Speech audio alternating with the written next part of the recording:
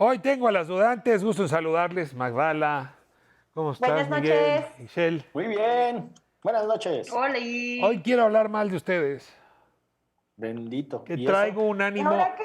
traigo un ánimo antiintelectual y para mí ustedes son intelectuales. Ah, yo Son zafo. gente que duda Oh, y me caen cálmate. gordos las Pues intelectuales. zafo. ¿Han oído la cumbiera intelectual? Así, ¿no? Sí, Por cómo no. supuesto, es ¿Cómo? mi ¿Cómo? rola. Ya dijimos que es la rola que define a Ishel Ah, sí, cierto, ¿ah? Presente. en Es la otro que cuando programa. estás bailando con ella se pone a hablar de Lacan. Qué cosa, ¿no? Exacto. Ay, ¿No? no, Ishel, amiga. Ay, No, pero yo sí no hay un estoy ánimo, hablando ¿no? de... Estamos, digo, esto va y viene, ¿no? Cada época tiene su antiintelectualismo, pero ahora sí, ¿no? Mueran los científicos, mueran los intelectuales, mueran los académicos, si somos profes de la UNAM o del IPN también, en fin. Como que sí hay una época donde se está reclamando muy fuerte a la gente que vive, pues, de usar la cabeza para investigar, para la academia. Y yo a veces tengo la sensación de que ese ánimo revanchista es razonable, que hay cada intelectual más volado y arrogante, pero a veces siento que se pasan, ¿no? O sea, por ejemplo, acusarlos de crimen organizado porque me caen gordo, pues también me parece un poco un pase de tueste. Y pues les pregunto dónde se ubican, ¿no? Porque pues Miguel hace actividad intelectual, Ixchel también, Magdala también, por eso les digo que ustedes son de esa runfla y yo no me hago a un lado tampoco, no me quito. Voy Oye, derecho y no me quito. yo creo que, a ver, hay una, en términos generales, hay una relación extraña de la sociedad con el conocimiento y en alguna medida con una especie particular de generación y de producción del conocimiento, que suele ser el que requiere cierto grado de tiempo, aislamiento, paciencia, observación y por lo tanto absorbe muchos recursos. Y cuando digo que tiene una relación rara con ese tipo de conocimiento, pensemos en la academia que estudia cómo sucedían las actividades económicas del siglo XIX para reconstruir un pasado histórico. Entonces, de repente hay un sector de la sociedad que encuentra eso frívolo, porque ante las necesidades imperantes de salud, de educación, de caminos que tienen muchas personas, ¿por qué vamos a financiar entre todos esa cosa que en realidad no se traduce en nada concreto y en nada práctico? Y yo ahí es en donde puedo entender esas críticas o esos impulsos que tienen sectores de la sociedad. No lo justifico, ¿Te porque yo suena creo que Jair Bolsonaro? Es un no, mira, presidente yo, sí, brasileño sí, que sí. le recortó 30% a las universidades federales de Brasil y su argumento fue, no necesitamos tanta sociología y tanta filosofía, así es que quitémosle presupuesto a esas carreras para que pues, nos quedemos con veterinarios, médicos, ingenieros, ¿no? Es un poco el argumento, pues. ¿Para qué Sí, tanto claro. Habermas habiendo necesidad de quitar vacunas para el COVID? Magdala, Pues yo un poco sumando a la línea que planteaba Miguel, creo que a veces, sobre todo en el caso de México, hay que reconocer que quienes podemos acceder a los estudios universitarios ya poseemos cierto privilegio, ¿no? Porque son pocas las personas y que pueden estudiar en universidades públicas y privadas. Pero reconociendo ese privilegio, sí se tiene que revisar también cómo las universidades le retribuyen a la sociedad el conocimiento que en ellas se produce. Y eso puede darse desde ejemplos de cómo el teatro formó el concepto del mexicano en el siglo XIX o en cuestiones muy prácticas como la vacuna que nos ayude para el COVID. La cosa es que pensamos desde un punto de vista muy práctico para las necesidades inmediatas y a veces quienes están en la academia desconocen o se les olvida este privilegio al cual accedieron y que además tienen responsabilidad con la sociedad que lo financió y entonces se hiperclavan, pero no solamente se hiperclavan en sus estudios, sino que abusan de esos beneficios que la sociedad entre todos procuramos. Yo creo que los académicos, los intelectuales y yo viniendo de una familia donde la mayor parte nos dedicamos dentro de las universidades, a trabajar dentro de las universidades, no hemos perdido de vista ese contacto ni ese reconocimiento de dónde venimos. pero hay familias y hay investigadores y hay sistema nacional que están muy desconectados y muy volados de la realidad a la cual responden sus investigaciones. Y a mí entiendo que puede generar molestia, pero obviamente sin llegar a estas cosas tan vulgares como lo que propone Jair Bolsonaro, de que los sociólogos y los filósofos o los latinoamericanistas no funcionan para nada en una sociedad. A ver, Ixel, seguimos contigo. Cumbiera Yo la verdad intelectual. es que coincido totalmente con Magdala y la verdad es que está bastante sesgada mi opinión. En principio soy hija de una académica que honestamente es de las personas que yo he visto en mi vida que más ha trabajado y que además le ha ido muy mal económicamente. Y ella misma, dentro de la propia universidad, sí habla de este otro tipo de académicos o de intelectuales que solamente viven de becas, que solamente publican papers por tener puntos para que les paguen más, que no tienen realmente una vinculación con las comunidades o con quienes están trabajando. Y algo que me enorgullece mucho es que mi madre, por ejemplo, que trabaja con minería, cuando van a acosar y es recibida por la comunidad por su trabajo, por su labor, porque nunca olvidó eso y no se quedó solamente con la parte del paper.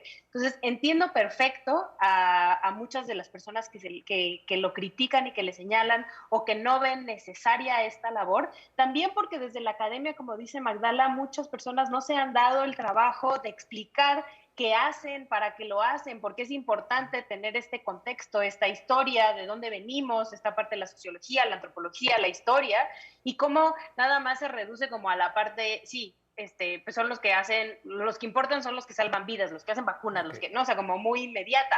Ahora, yo me pierdo un poco y antes de devolverte la palabra, Miguel, pues ya que cada quien está hablando de sus familiares, yo tengo una cuñada que viene trabajando desde hace un momento sobre cómo de una célula, ¿no? A partir de un experimento científico puede resolverse problemas muy serios de largo plazo como el cáncer, ¿no? O como las enfermedades autoinmunes.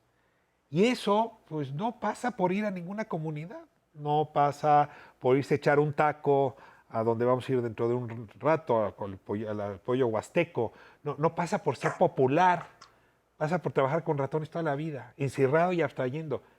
Y la verdad, yo no soy quien para decir que esa señora es una privilegiada y no debería escribir papers y no debería acumular puntos, porque lo que está haciendo en la década que entra o la siguiente nos va a curar del cáncer. ¿Sabes? Tengo la impresión de que tenemos una cosa un poco sesgadona y asumimos que la aristocracia y la ciencia son parientes y ahora con el ánimo de igualarlos, pues incluso estamos dispuestos a disparar con el régimen de delincuencia organizada, pues para ponernos ahí junto al Chapo y que realmente estén en condición de igualdad. Sí, es que esa otra parte también me incomoda, tengo que decirlo. No me siento quien para descalificar a mi cuñada. Digo, aquí yo califico con afecto a sus parientes, pero pues también menciono la mía. A ver, Miguel. Es que yo creo que pones el énfasis en una parte que, insisto, es como la manera en la que la sociedad se relaciona con quienes producen conocimiento y para tal razón, en algunos casos necesitan una dosis de aislamiento y necesitan tiempos y necesitan condiciones, laboratorios, etcétera, archivos, lo que sea, ¿no? Pensemos en distintas formas de conocimiento que los distancian de lo que nosotros solemos llamar la realidad social y las problemáticas contemporáneas. Pues sí, tú lo acabas de describir, alguien que está haciendo una investigación de esa especificidad, pues tiene esa dialéctica de que se aísla, pero al mismo tiempo le está generando cosas a la sociedad porque le van a beneficiar en el futuro. O sea, ahí está el punto de cómo nos relacionamos con el conocimiento. Pero hay otra parte que tú mencionas, que es la rabia contra la ilustración. Porque todo lo que no sea popular, todo lo que no venga de la sabiduría, de la experiencia cotidiana, está mal. Y entonces estamos en contra de los que estudian para ser políticos y estamos en contra de los que no hacen academia comprometida y estamos en contra de las artes que no están a favor del cambio social. Y yo ahí creo que no nos toca en las sociedades abiertas y liberales calificar a quién se dedica a qué y si es pertinente o impertinente. El conocimiento tiene un valor de transformación y eso es un hecho. Y normalmente son los pares, ¿no? Los que pueden decir si Sí. Lo que está haciendo. Digo, yo supongo que entre físicos se pueden calificar, ¿no? Entre químicos se pueden calificar. Luego sí me cuesta un poco de trabajo que, no sé, entre abogados queramos calificar a los biólogos. Hay algo ahí como... Y en ese sentido sí me parece que respetar, que sea entre pares donde se valoren si son privilegios o no, suena más razonable que en una suerte de asamblea pública donde es difícil entender lo que cada quien está haciendo. Última reflexión, Magdala, luego Giselle y cerramos. Yo creo que sí, sumando a lo que tú estás diciendo, todo tendría que pasar por una estructura democrática donde cuerpos colegiados entre pares se miraran y entre ellos evaluaran, ¿no? la pertinencia, el alcance de las investigaciones que están realizando. El problema, y esto regresando un poco a las historias familiares de una de las mujeres que más admiro en mi vida, que es mi tía, que es investigadora de nanobacterias, partículas, igual como tu cuñada, que están encerradas en los laboratorios con el microscopio horas y horas. Ella renunció a ser del Sistema Nacional de Investigadores porque en ese mismo cuerpo colegiado se daban muchísimos casos de corrupción en los cuales si no tenías tales vínculos o tales influencias, no podías acceder a esos otros privilegios que sí están un poco más comprometidos. Entonces, creo que el problema es muy complejo, que tiene muchas aristas, que no conviene decir todos los de este lado son malos y todos los de este lado son buenos y los corruptos aquí y acá, pero sí que hay que reconocer que los polos existen y que, bueno, ojalá que seamos una sociedad lo suficientemente democrática, flexible y con capacidad de dialogar para que encontremos las cosas que no han funcionado y las cosas que sí. Y no es el fiscal general, por cierto, el que tendría que determinar si... Perdón, sí hay malversación de fondos, sí, pero no si eso que se está haciendo es ciencia o no. Pero a ver, cierro, Excel, contigo. No, coincido, o sea, honestamente, los científicos, investigadores, son igual que el Chapo, no, por supuesto que no, ¿no? O sea, ahí no hay más discusión. También es verdad que hay una clase de élite intelectual que se ha aprovechado históricamente de este país, también económicamente y con sus conectes. Entonces, como dice Magdala, no nos vayamos a los polos, veamos más bien cómo podemos resolver este tipo de cuestiones en un país tan desigual, donde hay muchas personas privilegiadas y también hay muchas personas que no lo son. Yo cierro nada más diciendo que celebro mucho que lo estemos discutiendo, ¿no? Sí, los métodos, cómo se produce verdad y cómo se adquiere la reputación científica, pues deben evolucionar en el tiempo, ¿no? No es una cosa que permanezca como si fuera la Iglesia Católica, secula seculorum, ¿no? Y en ese sentido, pues duele mucho, pero la discusión vale la pena. Pues la ciencia no sirve para discutir a los propios científicos, ¿para qué otra cosa podría funcionar? Muchas gracias, muchas gracias. Al contrario. Dudantes, próxima semana. Y de aquí me voy a dudar con los pollos huastecos y la música huasteca. Esto es Calle 11.